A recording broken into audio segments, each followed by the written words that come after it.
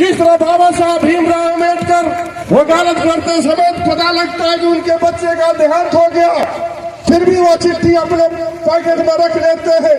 ठीक इसी प्रकार से उत्तमानंद जी ने इस क्षेत्र के लिए ये विद्यालय बनवा करके आपको तोहफा दिया है और कहा है कि बाबा साहब बताए हुए रास्ते पर चलने का मैं काम करूंगा। जिस तरह से परम गुरु जी रो रहे हैं, उनकी देश लागू में सुन रहा था और मेरा पूरा गला रूद गया था। महाराजगंज के लोगों, हम कहना चाहते हैं इस जिले के नहीं पूरा देश और प्रदेश के ये थाती है, इनको बचा के रख लेना। आने वाली पीढ़ियां इससे लाभ उठाएंगी। अब कोई उत्तमानंद पैदा होने वाला नहीं है, अब कोई चंद्रमा फेरो पैदा होने वाला नहीं है।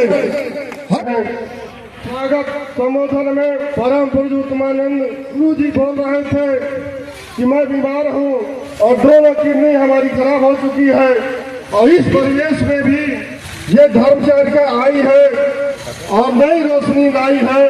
पूज्य भंते चंद्रमा फेरे के कदमों से कदमों मिला के चल रहे हैं। तो निश्चित तौर पर हम कहना चाहते हैं कि बाबा साहब भीमराव अम्बेडकर को हमने तो नहीं देखा और तथागत को नहीं देखा, तो क्या साथियों, क्या धर्म प्रेमियों, आप तथागत बोध और बाबा साहब की झलकियां देखना चाहते हैं? देखना चाहते तो हाथ उठाकर बताइए, देखना चाहते हैं तो आप हैं बाबा साहब भीमराव अम्बेडकर के दूसरे रूप।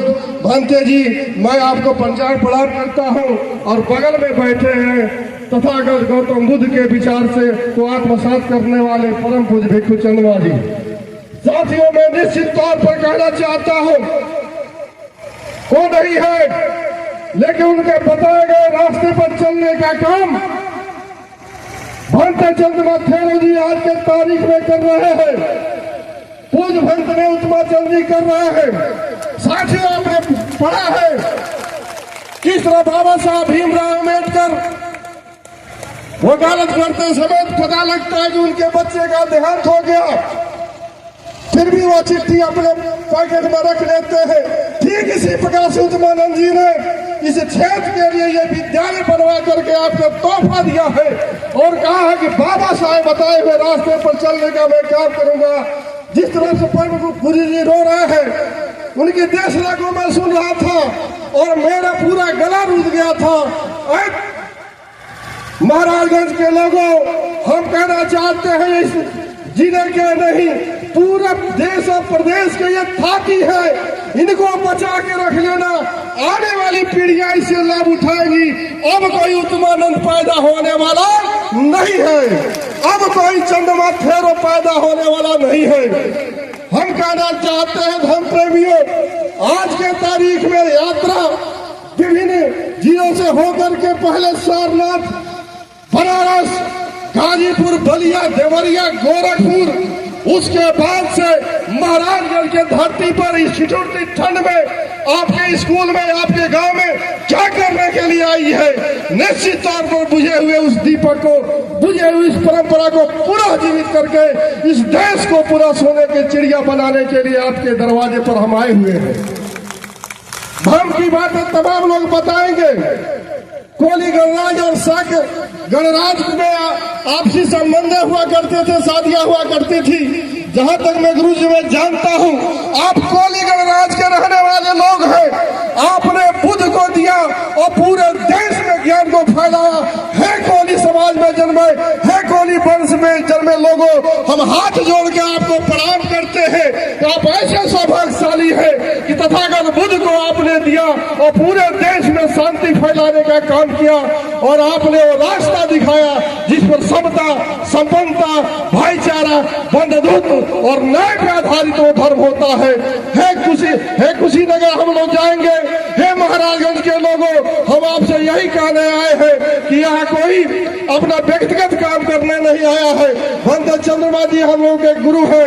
आप जानिए, जब चलते हैं रात में कराते हैं, एक दिन में कम से कम 30 से 35 किलोमीटर चलते हैं। इनके लिए यही सोच है कि कैसे बहुजन समाज में जन्मे लोगों की बहादुरी और विकास की बात किया जाए, कैसे उनके बेटे और बेटियों की पढ़ाई की व्यवस्था हो।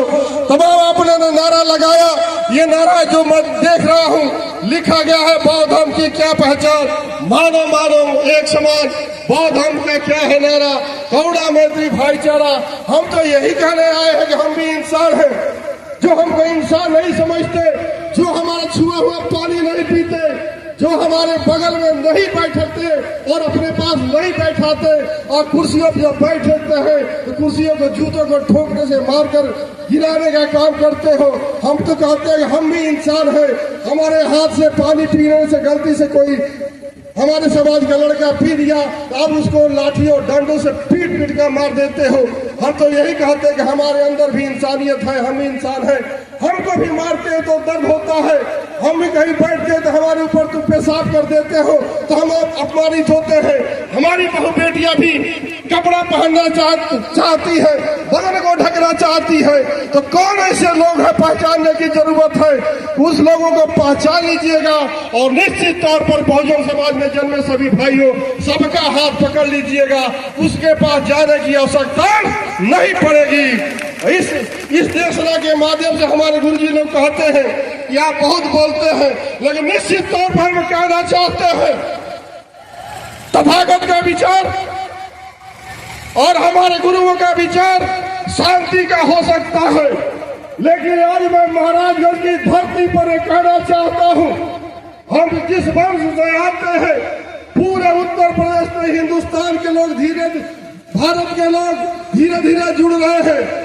अब कोई हम कहना चाहते हैं, अब कोई आपके ऊपर इनाम नहीं रखेगा, आपके सर को काटने का इनाम नहीं रखेगा। गुरुजी निश्चित तौर पर आपके साथ मजबूत और लोग आपके साथ खड़े हैं। अब कोई पुष्प मित्र सुख पैदा नहीं होगा, क्योंकि यादव समाज सहित पूरा बहुजन आपके साथ खड़े हैं। जो आपके तरफ आग उठाएगा उसका माकूल जवाब दिया जाएगा। इन चंद शब्दों के साथ इस धन देशना के माध्यम से कोली वंश के लोगों को परम पूज्य अपने गुरु का सादर अभिवादन करते हुए हम अपनी बात कभी समाप्त नहीं करते हैं, स्थगित करते हैं। नव बुद्धाय, जय भीम, जय संविधान।